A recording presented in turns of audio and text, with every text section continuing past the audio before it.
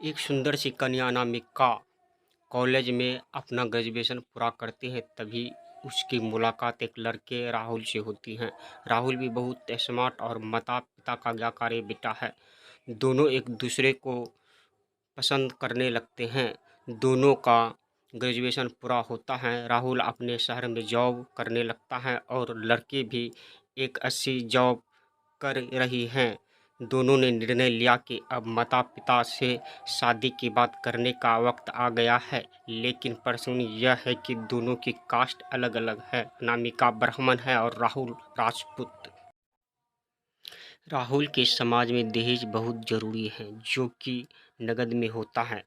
उसके अलावा कई तरह के गिफ्ट्स और गहने की भी मांग की जाती है। राहुल ने अनामिका को यह स्थिति स्पष्ट की और कहा, घर वालों को मनाओ, अगर तुम सभी मांगे पूरी करवाती हो तो मेरे माता पिता तुम्हें पलकों पर बिठाएंगे। अनामिका ने अपने माता पिता से यह बात कही। अनामिका के माता पिता को यह बात पसंद नहीं थी, पर अनामिका की जिद थी कि अगर मुझे दहेज दोगे तो मेरी इज्जत बढ़ेगी।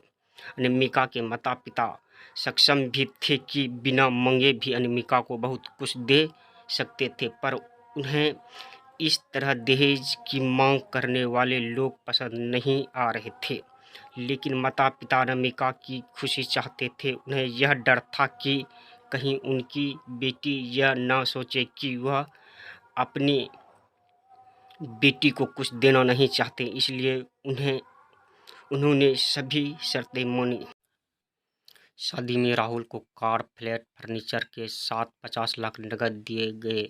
साथ ही अनामिका को गहने भी दिए गए और सभी रिश्तेदारों को गिफ्ट्स और कपड़े भी दिए गए। शादी बहुत धूमधाम से की गई, कोई कभी नहीं छोड़ी गई। अनामिका को मन ही मन यह गुमान था कि कास्ट अलग होने के बावजूद माता पिता ने उसकी शादी ससुराल के हिसाब से की। अनामिका को विश्वास था कि उसे बेटी बनाकर रखा जाएगा, उसे वही प्यार दिया जाएगा जो उसके माता पिता ने दिया, क्योंकि उसने अपने ससुराल का मौन रखा है। अनामिका ने अपने घर से ससुराल विदा ली। ब्राह्मण कन्या राजपूत घर की बहू बनी। ससुराल में बहुत ज़्यादा पर्दा प्रथा थी। बहू को मनचाहा खाने तक की स्वतंत्रता नहीं थी। कितनी भी भूख क्यों ना हो, घर की बहू सबके खाने के बाद ही खाएगी। यहाँ तक कि उसे घर के पुरुषों के सामने बैठने तक की इजाज़त नहीं थी। अनामिका ने इस बात पर ऐतराज़ दिखाया, पर उसकी किसी ने ना सुनी। राहुल ने भी यह बोलकर मुंह फेर लिया कि यह तो परंपरा है। अनामिका को जो गुमान था वो धरा के धरा रह गया। उसे अपने माता पिता की बात याद आई। जब उन्होंने समझाया था तो वह उनसे बहुत लड़ी थी।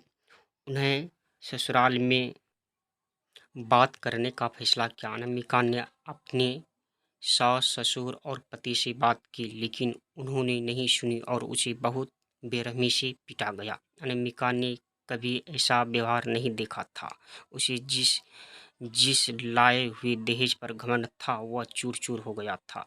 अनामिका को माता पिता से बात करने भी शर्म महसूस हो रही थी और इसी कशमकश में एक दिन अनामिका ने अपने आप को ख़त्म कर दिया। माता पिता को जब यह बात पता चला तो उन्हें अपनी गलती का एहसास हुआ कि वक्त रहते समझा होता तो बेटी साथ होती। जो लोग दहेज पर बेटी के शादी करते हैं उनकी सोच हर तरह से छोटी होती है। जो बेटी को नीलाम कर सकते हैं वो किसी और की बेटी को कैसे अपनी बेटी बना सकते थे। दहेज कभी खुशियों की चाबी नहीं बन सकता, यह बात सभी को समझनी होगी। इस दहेज प्रथा की कहानी में आपने पढ़ा होगा कि माता पिता ही नहीं, लड़की की सोच भी दहेज को सपोर्ट कर रही थी। कई बार लड़कियों को दहेज का गुमान हो जाता है, पर जो लोग लोभी होते हैं वो कभी अच्छे अच्छे नहीं हो सकते। यह बात सबको समझने की ज़रूरत है।